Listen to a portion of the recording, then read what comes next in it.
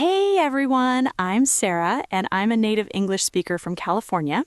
I've been teaching English for over 8 years, and I'm absolutely thrilled to be here on Native Speakers. And I'm Johnny. I'm originally from London, England, and I've spent the last decade helping people master real-world English conversations.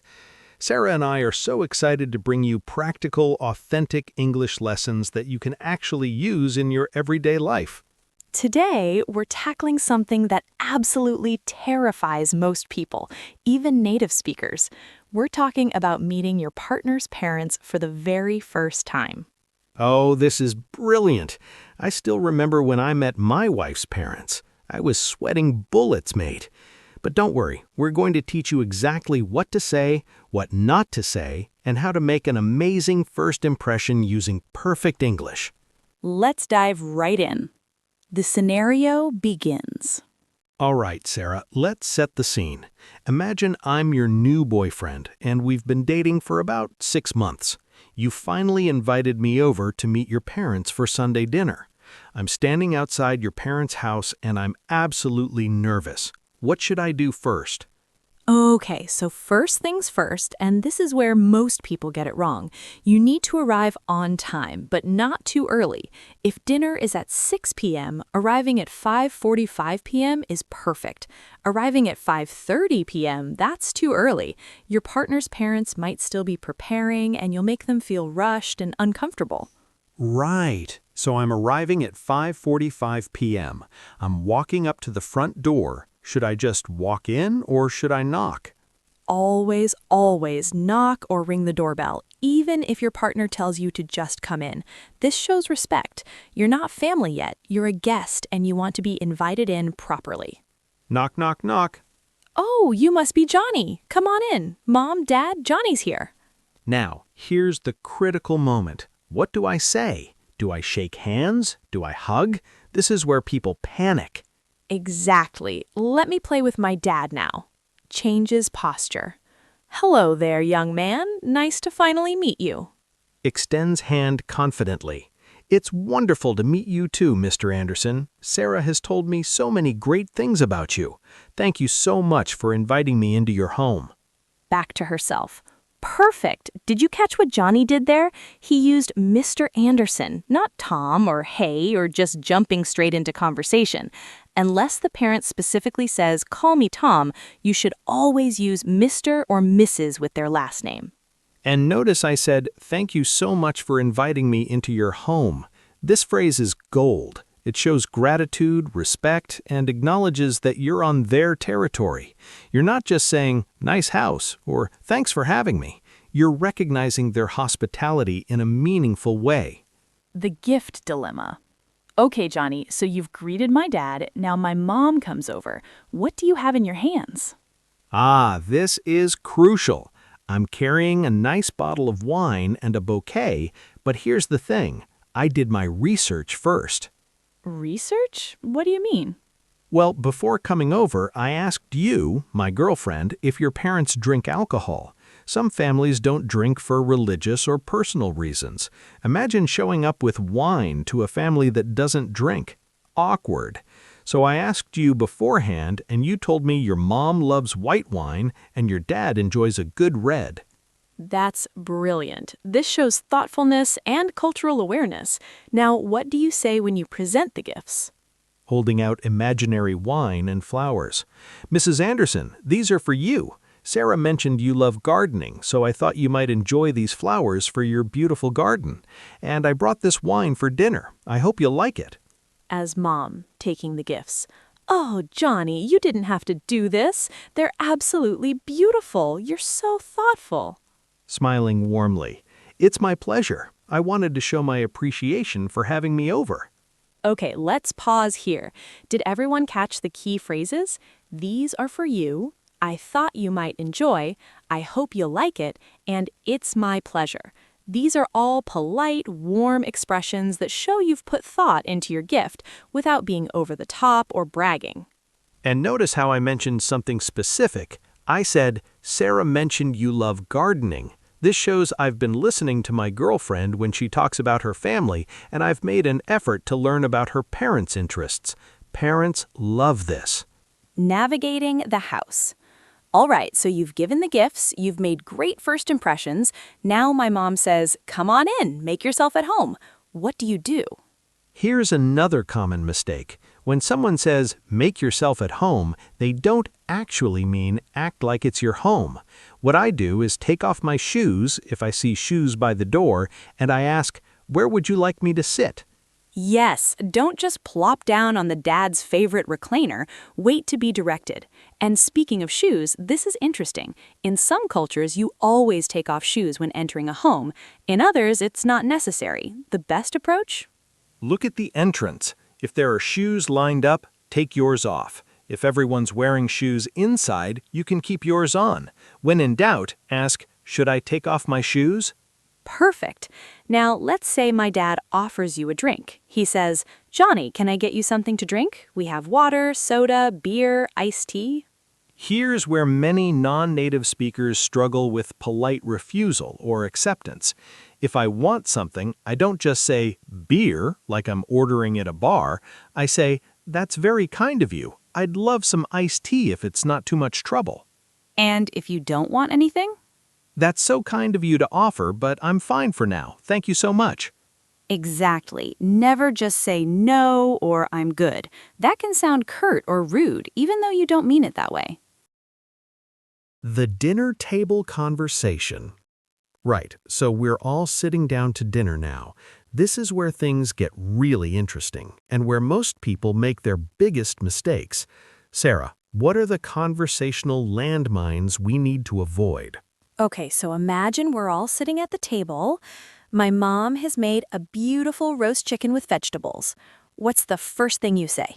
Mrs. Anderson, this looks absolutely delicious. It smells amazing. Good! You're complimenting the food before even tasting it. Now you take a bite. What do you say? Taking a bite? Wow, this is incredible. This chicken is so tender and flavorful. You're an amazing cook, Mrs. Anderson. Perfect. But here's what you don't do. Don't compare it to anything else. Don't say, this is better than my mom's cooking, or this is the best chicken I've ever had. Just compliment what's in front of you without comparisons.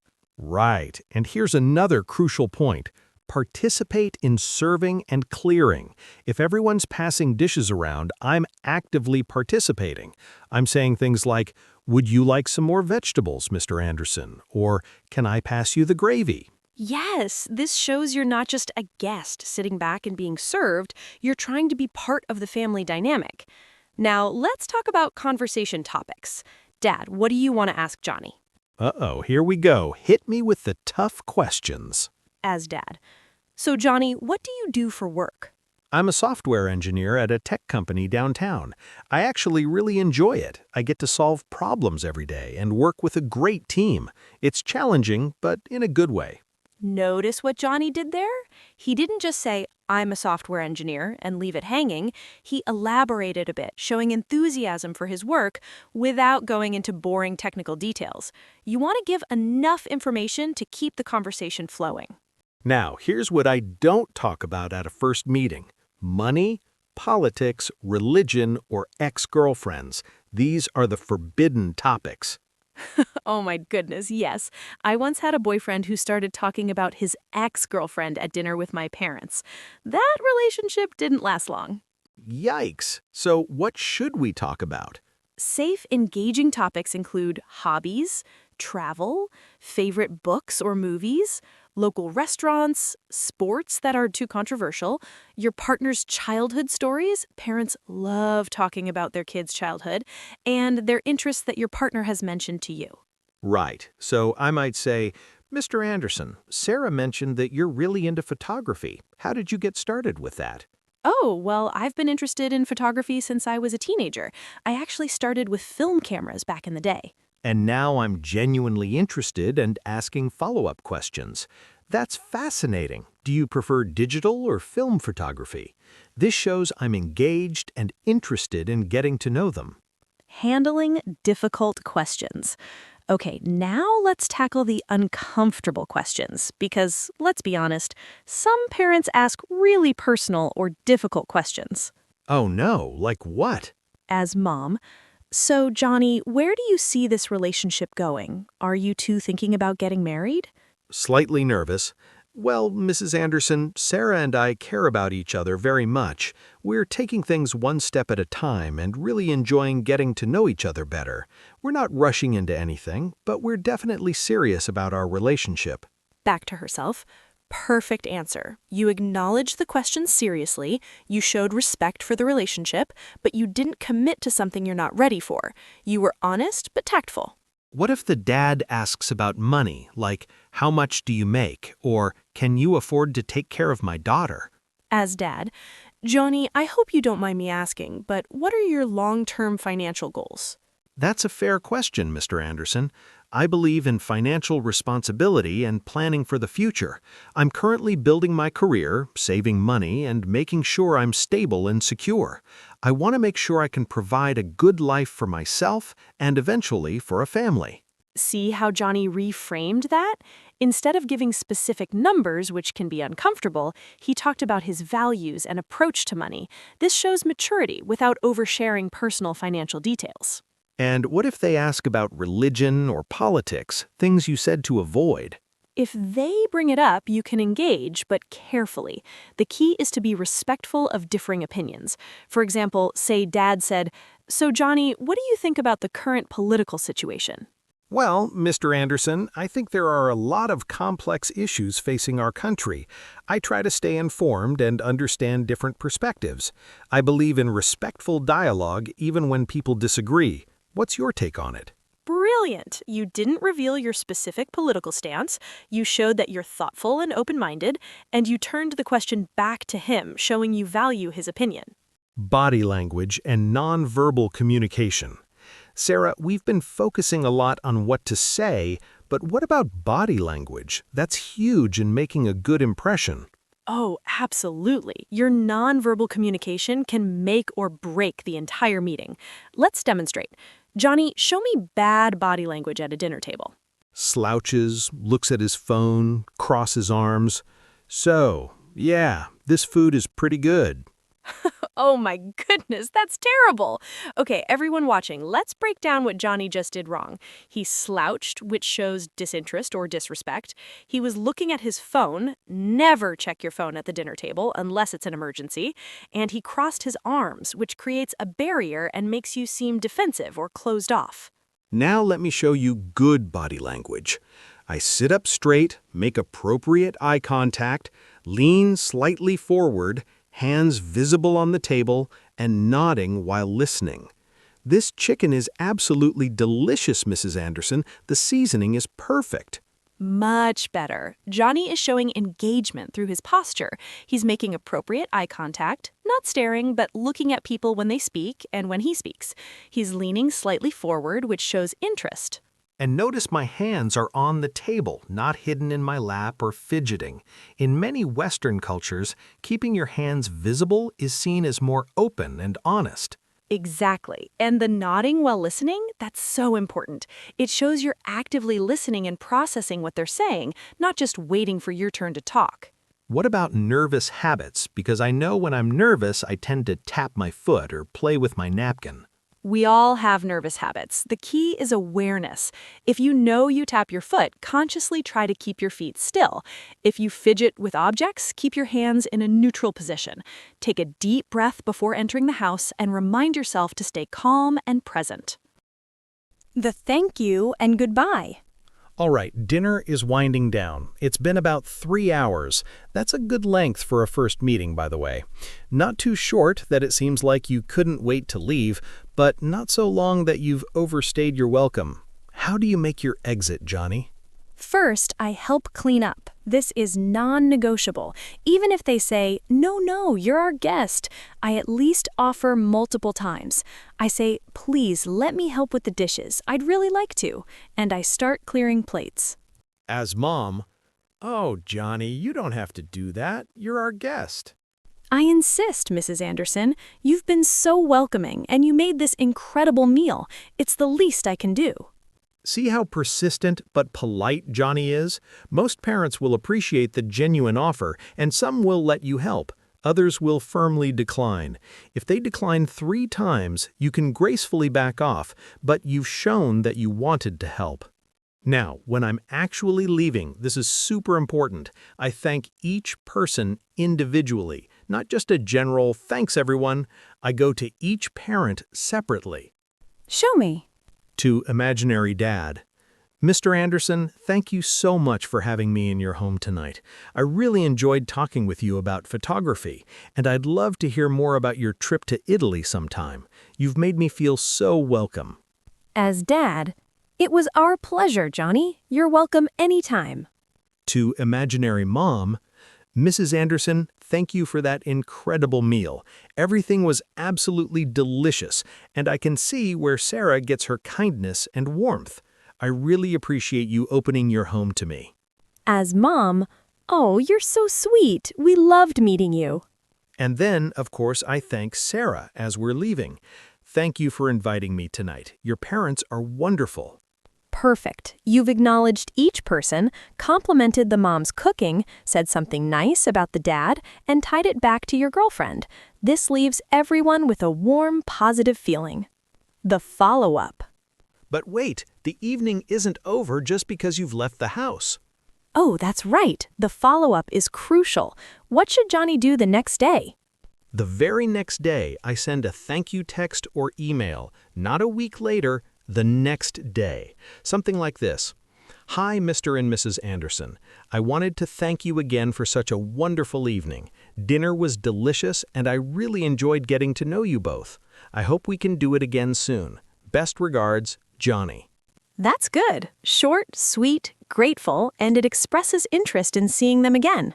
Some people even send a handwritten thank you card in the mail, which is very traditional and impressive, though it's becoming less common. If I really want to go above and beyond, I might send that card. In our modern digital age, receiving actual mail, especially a thoughtful thank you card, really stands out. Absolutely. And here's a pro tip. Mention something specific from the evening, like, Mr. Anderson, I've been thinking about what you said about patience in photography. It really resonated with me. This shows you were genuinely listening and engaged. Common mistakes to avoid. Sarah, let's do a rapid-fire round of common mistakes people make when meeting their partner's parents. Great idea. Mistake number 1, being too casual or familiar too quickly. Don't call them by their first names unless invited, don't make jokes about the family, and don't share too much personal information right away. Mistake number 2, talking too much about yourself. This isn't a job interview where you need to sell yourself. It's a conversation. Ask questions and show genuine interest in them. Mistake number 3, inappropriate physical affection with your partner. This is not the time to be holding hands under the table, kissing, or cuddling on the couch. Keep it respectful and appropriate. Oh, that's a big one. Mistake number 4, drinking too much alcohol. Even if they're serving drinks, limit yourself to 1 or 2. You want to be fully present and in control. That's right. Mistake number 5, bad-mouthing anyone. Your own parents, your boss, your ex, their daughter's ex, anyone. It makes you look negative and gossipy. Mistake number 6, being on your phone. I can't stress this enough. Put it on silent, keep it in your pocket, and only check it when absolutely necessary. Mistake number 7, arriving empty-handed. Always bring a small gift, wine, flowers, dessert, something to show thoughtfulness. Mistake number 8, lying or exaggerating. If you don't know something, it's okay to say, I don't know, or I'm not familiar with that. Don't make things up to impress them. Mistake number 9, ignoring siblings or other family members who might be there. Include everyone in the conversation, not just the parents. And mistake number 10, forgetting names. If you forget someone's name, politely ask again rather than avoiding using it all night. Cultural considerations. Sarah, we should talk about cultural differences because our viewers come from all over the world. Brilliant point. What works in an American household might not work in a Chinese household or an Indian household or a British household. Exactly. For instance, in many Asian cultures, bringing gifts is extremely important, and there are specific gifts that are appropriate or inappropriate. In Chinese culture, don't give clocks or white flowers. They're associated with death. In some Middle Eastern cultures, showing the bottom of your shoe is disrespectful, so be mindful of how you sit. In many Latin American cultures, family is incredibly important, and meals might be much longer and more elaborate than you're used to. The key is to do your research beforehand. Ask your partner, what are your family's expectations? What's considered polite in your culture? Are there any customs I should know about? And if you make a cultural mistake, don't panic. Apologize sincerely and briefly, then move on. I'm so sorry, I didn't realize. Thank you for letting me know. Most parents will appreciate that you're trying and learning. Real-life scenarios and redemption stories. You know what? Let's share some real stories.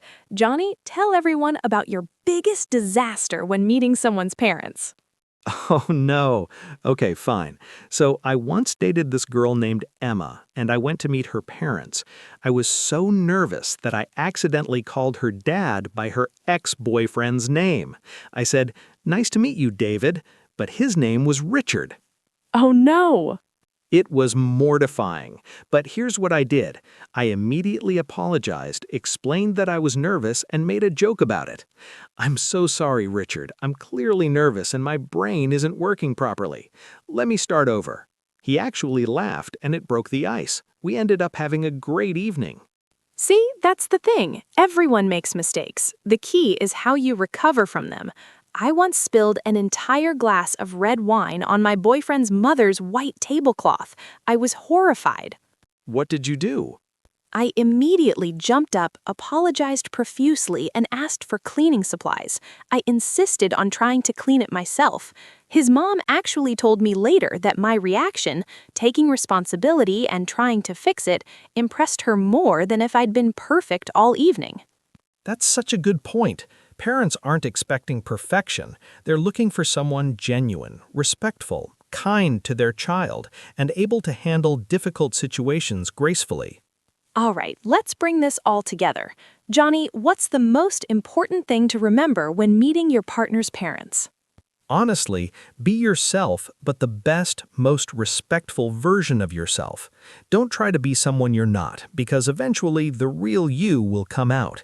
If you love talking about video games, it's okay to mention that. If you're shy, that's okay too. Authenticity is more important than perfection. Exactly. And remember, these people raised the person you care about. Show appreciation for that. You can even say something like, "You've raised such an amazing daughter or son. You should be really proud." Parents love hearing that. And here's another thing. They're probably nervous too. They want to make a good impression on you just like you want to impress them. They want their child to be happy, and they're hoping you're a good person. So true. The language you use matters, but your intentions matter more. If you show up with genuine kindness, respect, gratitude, and interest in getting to know them, that will shine through, even if your English isn't perfect. And for our non-native English speakers watching this, don't worry if you make small grammar mistakes or can't find the perfect word. What matters is your effort you're making, your positive attitude, and your respect for their family. If you're worried about your English, you can even acknowledge it. Say something like, "I apologize if my English isn't perfect. It's not my first language, but I really wanted to meet you and tell you how much your daughter means to me." That's incredibly endearing. It shows humility and honesty. Most parents will appreciate that and help you feel more comfortable. Wow, we've covered so much today. Let's do a quick recap of the main points. First, arrive on time, bring a thoughtful gift, and use formal names unless told otherwise. Second, watch your body language. Sit up straight, make eye contact, and put your phone away. Third, compliment the food, help with cleanup, and engage in appropriate conversation topics. Fourth, avoid the forbidden topics, money, politics, religion, and exes. Fifth, be respectful of your partner in front of their parents. No excessive physical affection. Sixth, Ask questions and show genuine interest in getting to know the parents. 7th, handle difficult questions with grace and honesty.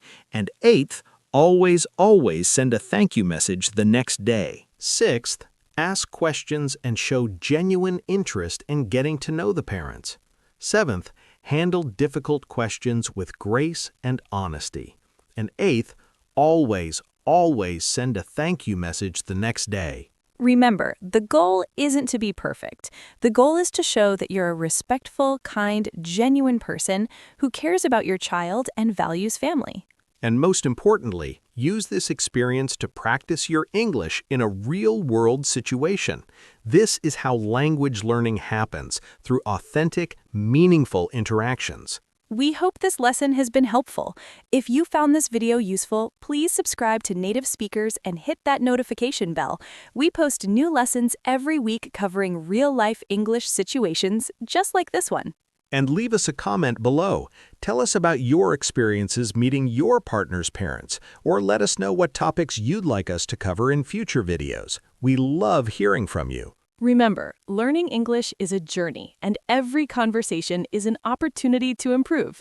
Don't be afraid to make mistakes. That's how we all learn. Thanks so much for watching, everyone. We're Sarah and Johnny from Native Speakers, and we'll see you in the next lesson. Good luck and happy learning!